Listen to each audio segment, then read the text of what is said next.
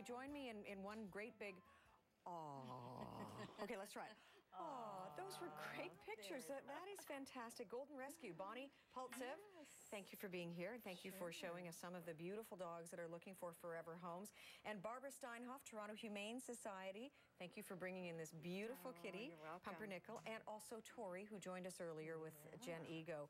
How are things at the THS? Things are wonderful. We've got lots of little kitties right now up for adoption, and Tori, you saw, who I think did so well. She, though, she did fantastic. She will make such a wonderful addition to a happy home. Absolutely. She's going to bring the joy to the home, I think. You don't always know when they're in the shelter how well they're going to interact when you see them in studio like this. It was amazing. Tori was beautiful. So great. Talk to me about this beautiful kitten, Pumpernickel. This is Pumpernickel, and Pumpernickel came to us as an owner surrender with a group.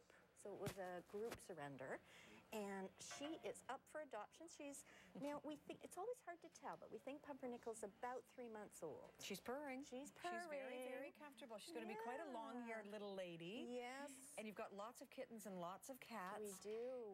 We've got quite a few. May I? Thank you. And you've got pictures with Santa Claus as a bit of a fundraiser. Yeah, on the 10th, so on Saturday from 11 to 4 at the shelter, we're going to be doing Santa pics with your pets, and we've got a bake sale. Our volunteers are putting a bake sale on. So Food for humans, or are they baked goods for the dogs and cats? For humans, but I'm sure there'll be a few treats. It sounds fantastic. And next we have Luke, the Golden Retriever, and a Golden Rescue. And Luke, wow, what a story with Luke. And Luke is relaxing now. Tell me Luke's story. Well, Luke is 3 years old. He came to us. He was infested with fleas. He smelled, and he also had, his story is he had been living on a porch, chained to a porch all his life, never seen a vet. You mean winter, summer, rain, snow, heat, chained to a porch? Yes. My gosh. How did he end up being surrendered, or was he rescued from a situation? They actually found him. Oh. Yeah. Normally, the owners will surrender them, but in this case, yeah, they actually found him. Who's they?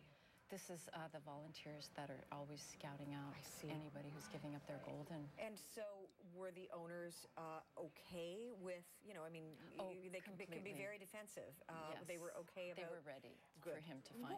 What was his purpose? I mean, why would they do that to him and not socialize, not interact with him, not bring him in the house? You don't know much about the background of the owners, but what you do want to do is just look forward to their future and give them as much nurturing as possible. How long has he been away from that horrible situation? He's been with us about a month now. Look at the face. He's great. Isn't he precious? He doesn't carry baggage with him, does he? He seems quite adjusted.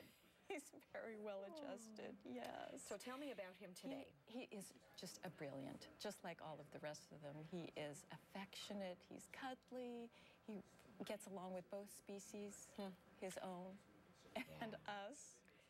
Does he like cats, children? I mean, what do we know about children? I don't know about cats. He loves to chase his squirrels. So yeah. and Golden Rescue, what do you try to do? Well, we try to find the best home possible, forever home. We're trying to give these dogs a second life. Luke is number 1657. Oh my gosh.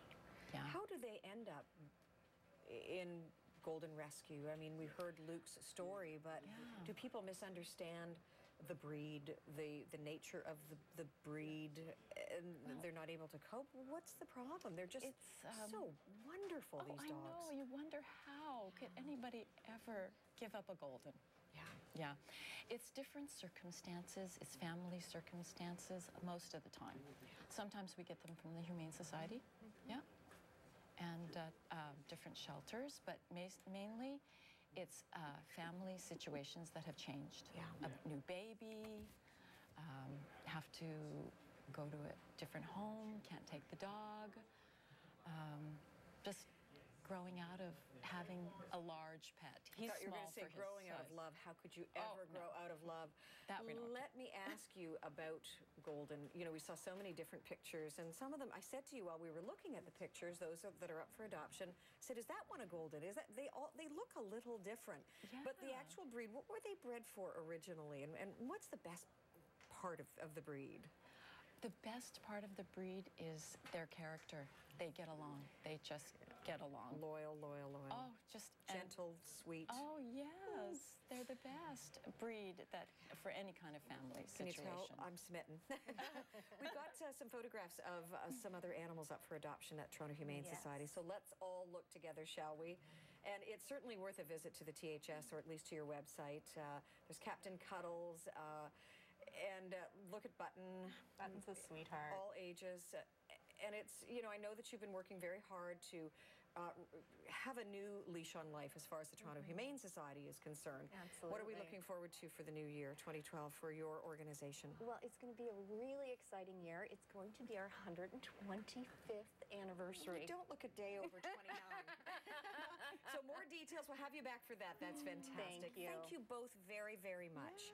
It's been great having you here. Thank you. And thank you for being a part of this edition of Animal House Calls. We really, really appreciate it. Don't forget to send in your beautiful, amazing, hilarious pictures and video of your pet. You might be part of our opening here on Animal House Calls. If you want to see it again, go to cp24.com.